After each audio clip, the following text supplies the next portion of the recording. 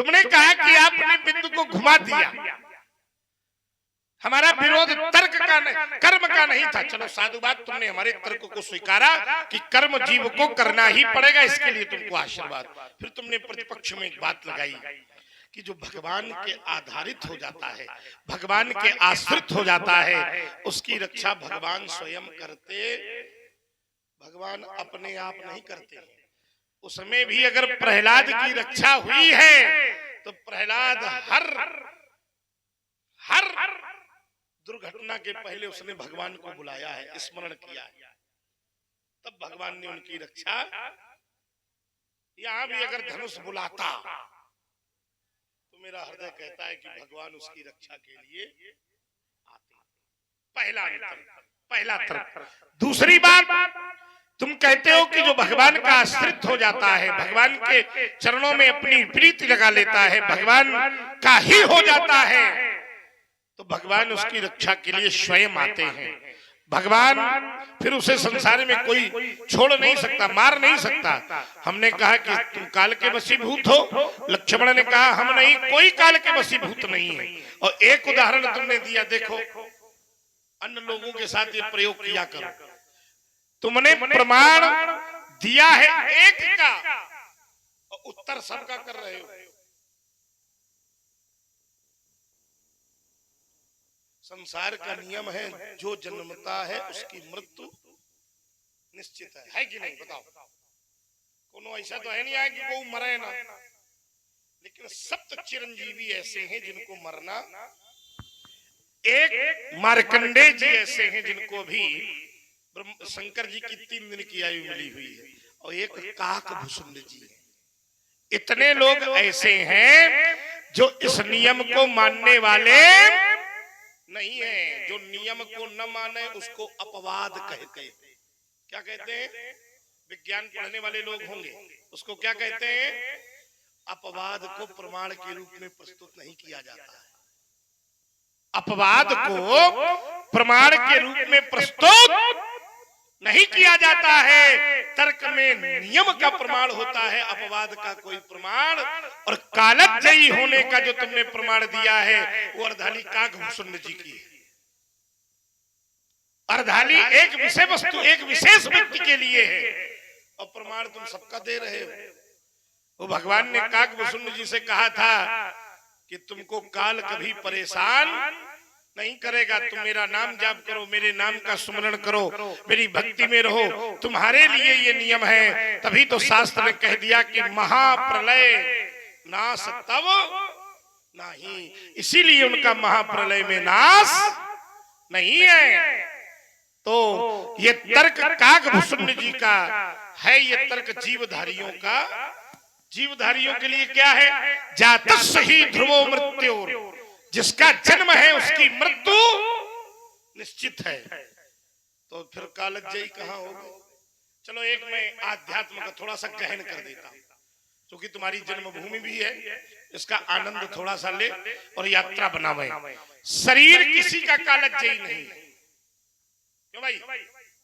शरीर किसी का कालजयी, तुम्हारा भी शरीर कालजयी नहीं है, मुझे मेरा विश्वास कहता है।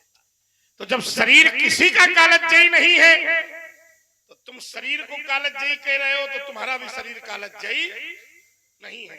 और आत्मा सबकी कालजयी है। देखो वेदांत का मैं सिद्धांत लगा रहा हूं, आत्मा सबकी कालजयी है, क्योंकि नैनम छिद्यन्ति शस्त्राणि नैनम दहति पावकान चैनम क्लेदयन्ति आपो न शोषयति मारुता। ये सिद्धांत सबके साथ लगता है। आत्मा किसी की नहीं मरेगी, शरीर सबका मरेगा। तो तुम्हारा शरीर भी कालजयी नहीं है, तो फिर तुम कैसे कालजयी? ये बात हमको ठीक ठीक समझ में नहीं आ रही। बहुत ही सुंदर प्रस्तुति भार्गव श्री परशुराम जी और शेषावतार श्री लक्ष्मण जी के द्वारा आप सभी लोग श्रवण कर रहे हैं। और ये जो YouTube प्रसारण, जो कि धनुष यज्ञ का प्रसारण आज इस YouTube चैनल के माध्यम से पूरा विश्व इस प्रसारण को लाइव आपके ग्राम की लीला को देख रहा है। ऐसे ही सिवनी जो कि कुरारा से आप लाइव प्रसारण देख रहे हैं। सोनू जी तिवारी जो कि कुरारा समिति के सदस्य हैं, आपकी ओर से 51 पद मुद्राएं भार्गव श्री परशुराम जी के चरणों में और 51 पद मुद्राएं शेषावतार श्री लक्ष्मण जी के चरणों में भेंट की गई हैं और कह रहे हैं कि भैया ये प्रसारण ऐसे ही चलने में बहुत ही सुंदर प्रस्तुति प्रस्तुत हो रही है दोनों ही महान वक्ताओं के द्वारा। तो आप सभी लोग सुने और देखें। चलिए, बातें तो बहुत हैं, विस्तार भी ज्यादा न हो इस बात। हाँ, एक क्षण के लिए आप हैं हमारे आदरणीय बड़े भैया श्री राजू त्रिपाठी जी, श्री राजू त्रिपाठी जी, जो कि आप श्री राम जी के अनन्य भक्त हैं। आपकी ओर से ये 251 पुष्प मुद्राएं 251 पुष्प मुद्राएं श्री परशुराम जी और श्री लक्ष्मण जी के मध्य प्रेषित की जा रही है। आदरणीय श्री बड़े भैया राजू त्रिपाठी जी को बहुत बहुत धन्यवाद, बहुत बहुत साधुवाद। और आप है हमारे दादाजी आदरणीय श्री इंद्रजीत जी द्विवेदी बरेठी, सबका निवास स्थान भरखरी ही है और बरेठी भी हमारा भरखरी में ही आता है। इंद्रजीत महाराज बरेठी, आपकी ओर से भी ये 251 पुष्प मुद्राएं श्री लक्ष्मण जी और श्री परशुराम जी के मध्य प्रेषित की जा रही है। और आप हैं हमारे भतीजे श्री भविष्य कुमार जी द्विवेदी, आपकी ओर से भी ये 51 पुष्प मुद्राएं श्रद्धा के सुमन दोनों भगवानों के चरणों में समर्पित की जा रही है। बहुत बहुत धन्यवाद, बहुत बहुत। चलिए, विस्तार न हो, लोगों को आनंद मिले, इसलिए मैं अपनी बात रोक रहा हूँ। और आशा ये करूंगा कि जो भी बिंदु बने थोड़ी थोड़ी प्रमाणित और व्यास जी आ गए तो उनका आधार लेते हुए रसपूर्ण वातावरण बने। ये तो न भी कहोगे तब भी बात प्रमाणित होगी, तभी मानी जाएगी, चाहे हमारी हो चाहे आपकी हो। आपने व्यास जी के लिए बताया तो ये भी हमारे जिले के ही गौरव आचार्य श्री हरिशंकर जी, आचार्य श्री हरिशंकर जी, आप मुस्करा के ही रहने वाले हैं। आप भी हमारे ही जिले के गौरव हैं और रात में इनका परिचय नहीं दे पाया था तो मैं आप सभी को परिचित करा दूं। ये आपके ही ग्राम के बगल के निवासी मुस्करा के निवासी है आचार्य श्री हरिशंकर जी। और आप इन्हें आकाशवाणी छतरपुर से भी लाइव प्रसारण में सुन सकते हैं, ये भी हमारे क्षेत्र की ही गौरव है। तो एक बार जोरदार तालियों से ऐसे बुंदेलखंड लोकगीत के आप गायक हैं और छतरपुर आकाशवाणी में आपका प्रसारण आता है, ये हम सभी के लिए गौरव का विषय है। एक बार बजाइए जोरदार तालियां आदरणीय श्री व्यास जी के सम्मान में। बहुत बहुत धन्यवाद, साधु। चलिए, बहुत कम समय में मैं उत्तर करने का प्रयास करूंगा। एक बात जिसको आपने बहुत बल लगा करके रखा है, आपने कहा कि क्या लक्ष्मण धनुष तोड़ने वाले का गुरु है क्या? गुरु जी को आना चाहिए, गुरु जी को खड़ा होना चाहिए। हम विरोध कर रहे हैं, देखो बहुत छोटी सी बात है, बहुत भारी प्रश्न थोड़ी है और न कोई फसाव इसमें, आप समझ नहीं पाए इसलिए ये बात रखी है।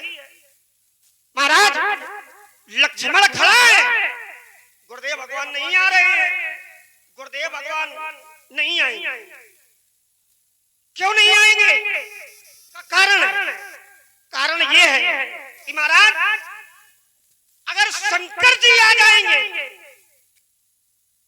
अगर आपके गुरुदेव भगवान आ जाएंगे तो पक्ष से हमारे भी गुरुदेव भगवान खड़े हो जाएंगे। नियम ये है कि उच्चाधिकारी से मिले और छोटा अधिकारी से मिले। अगर आपके गुरुदेव भगवान आ जाएंगे तो हमारे भी गुरुदेव भगवान खड़े हो जाएंगे। गुरु से मिले और चेला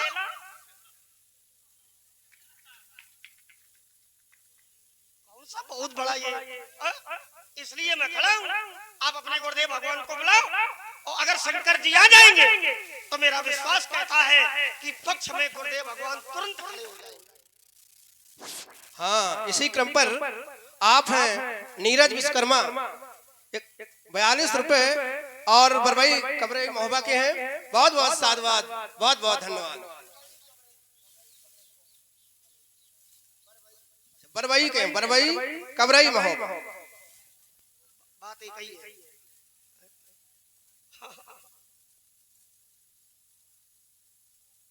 और बोलना। आइए दूसरी बात देखिए, आपने कहा कि मंदिर में गुरुदेव भगवान की सेवा नहीं हो रही थी, वो गुरुदेव भगवान के विरोध में था।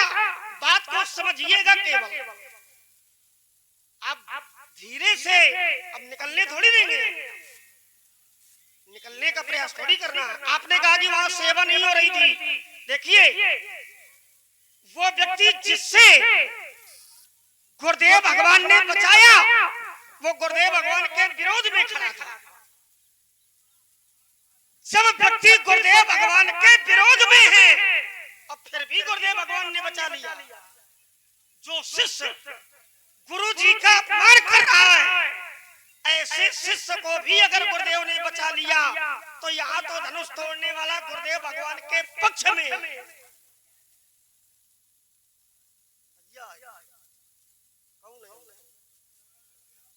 देखो कोई भेड़िया घुसा है।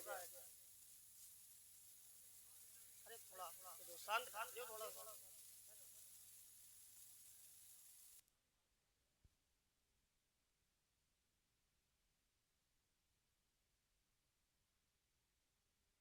तात्पर्य है कि जब शिष्य ने गुरुदेव भगवान का अपमान किया, फिर भी गुरुदेव भगवान ने बचा लिया, तो यहाँ तो गुरुदेव भगवान के आदेश से ही धनुष तोड़ने वाले धनुष को तोड़ा है। आइए व्यास जी बैठे तो एक अरदाली में दूंगा। कैसे?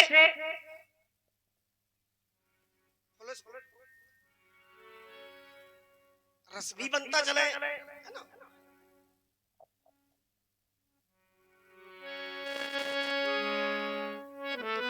कैसे?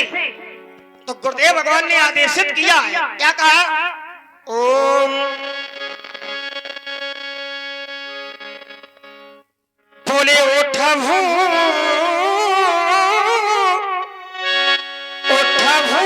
अमुख और भंजऊ भव चापा